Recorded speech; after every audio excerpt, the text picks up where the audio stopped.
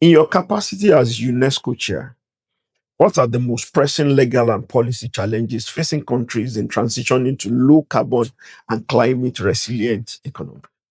Well, it's a good question. I think globally we all understand the need to address the problem of climate change and to reduce overconsumption and ensure that our practices advance global targets. But a lot of countries and even different jurisdictions face challenges Yeah. in actualizing these ambitions. One is the problem of technology, right? Where is the technology available? How can we get access to green technologies needed to ensure our sustainable transition? Yeah. There is also, the issue of capacity. Yeah.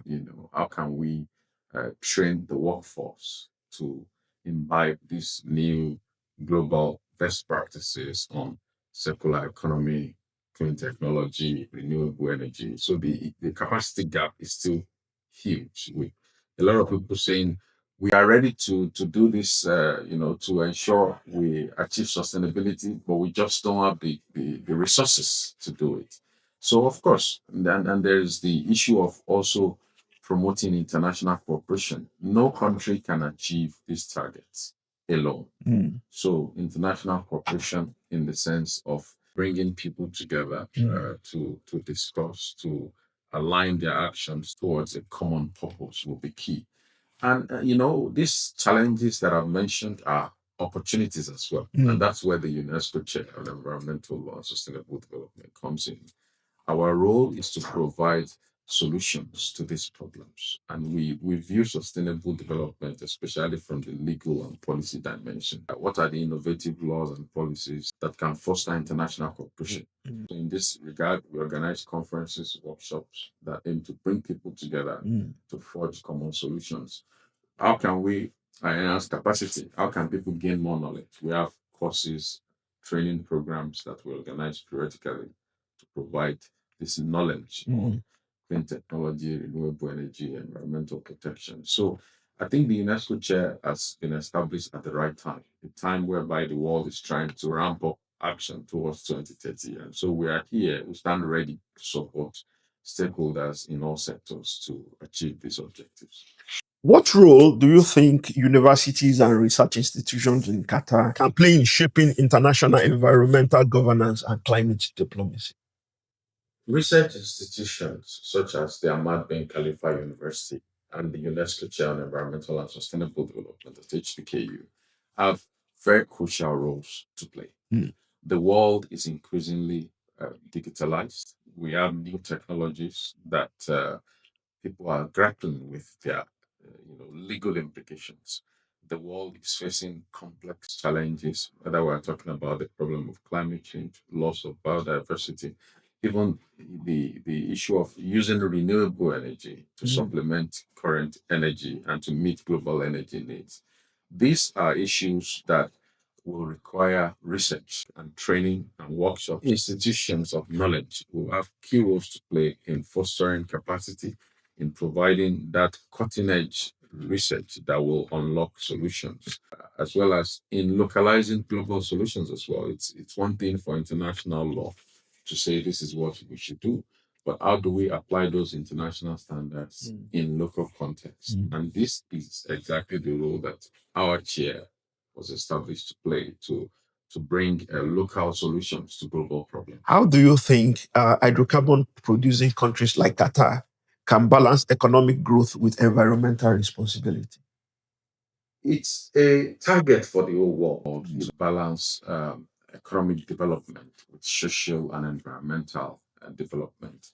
And I think Qatar has a strategic opportunity to be at the forefront of leveraging clean innovation. Studies have shown that natural gas is a transition fuel, right? It's a fuel that is less hydrocarbon intensive, unlike oil or coal.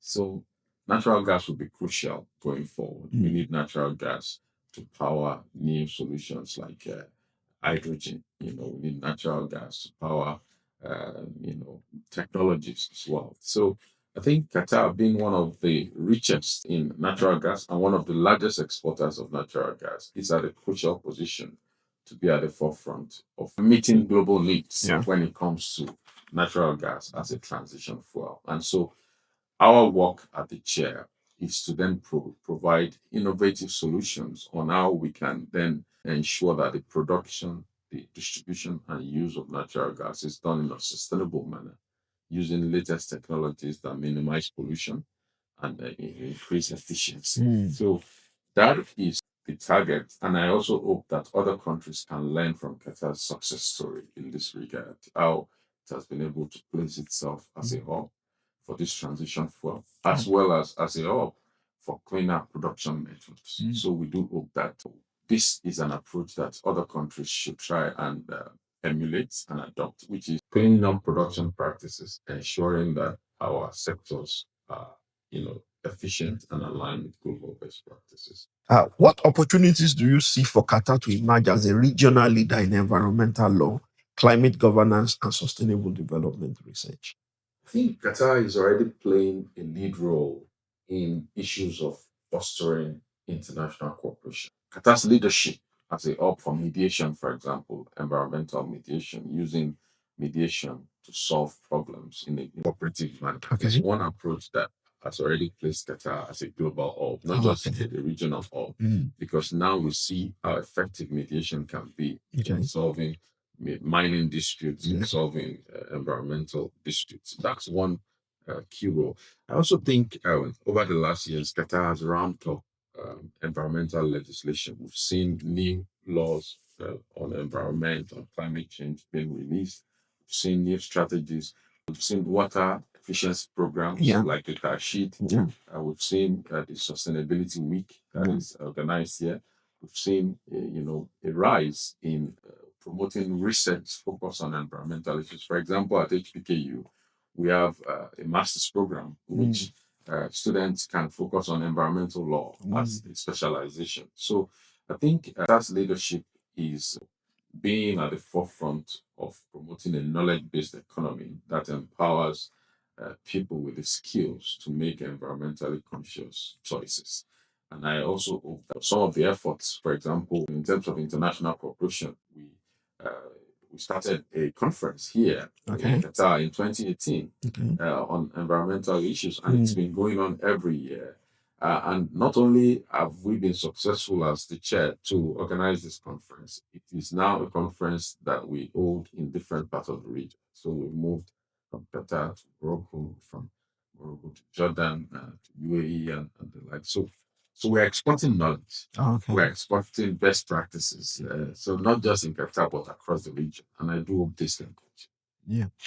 How important is the UNESCO chair that you are holding to Qatar's global image, not just in law, but in terms of the comprehensive global perception and image of Qatar? Having the UNESCO chair here at HBKU is already an international recognition of the university's commitment and leadership on sustainability issues. As you may already know, the UNESCO Chairs program was launched in 1992, and the aim is for UNESCO to cooperate with universities that have leadership and competence in areas of their operations, and environment is one of them. So, in recognition of HBKU's leadership, it was the UNESCO approved that a UNESCO chair should be established here at HBKU. I will tell you that this is the first chair worldwide that focuses on environmental and sustainable development. So it's big that UNESCO recognizes the university's commitment to environmental law. Personally, a great international recognition for the work that I've been doing. I've been here now for 10 years, and we've been writing, publishing. It's 10 years of mentoring students, 10 years of leading research, 10 years of publications.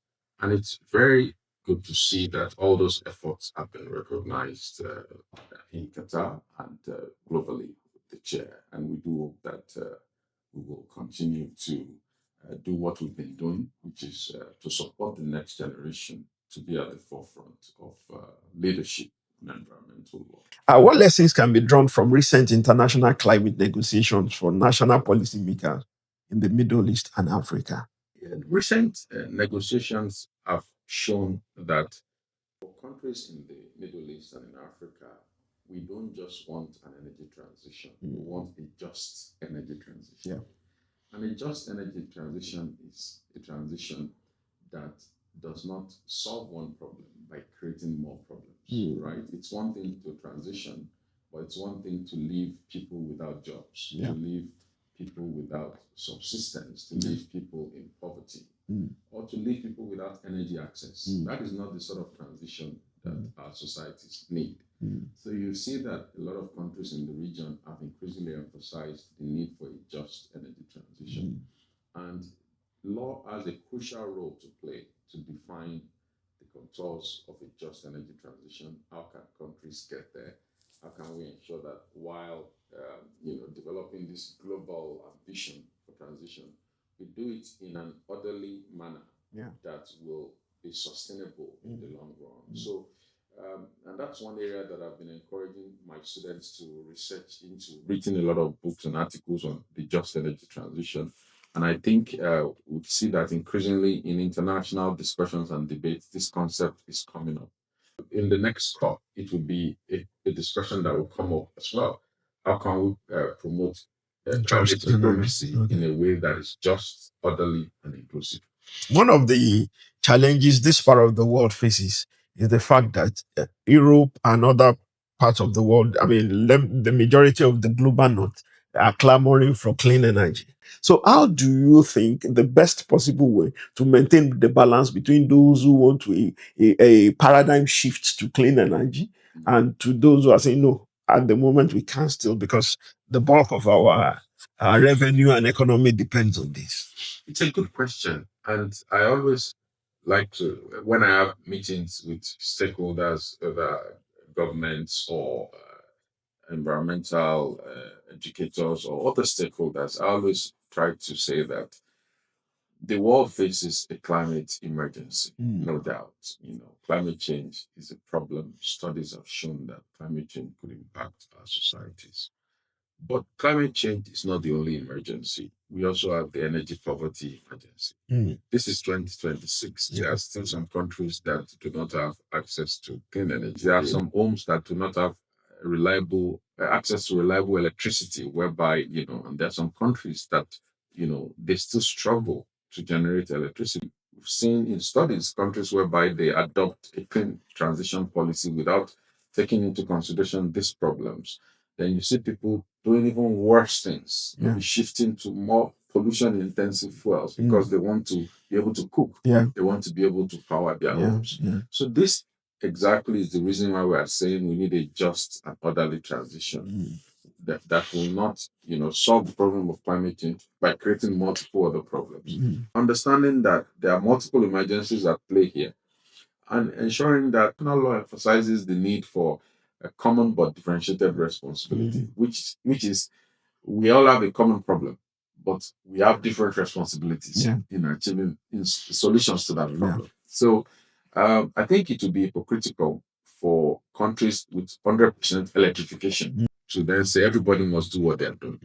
So it is good for us to have these local solutions that takes into consideration our challenges and our priorities. And that's why international law is very dynamic. Everyone is entitled to international diplomacy, which is bringing us together. I will tell you my own problem. I will tell you how I think I can solve the problem. But there is definitely no one size fits all when it comes to clean transition. Thank you so much for your time. It's been a pleasure.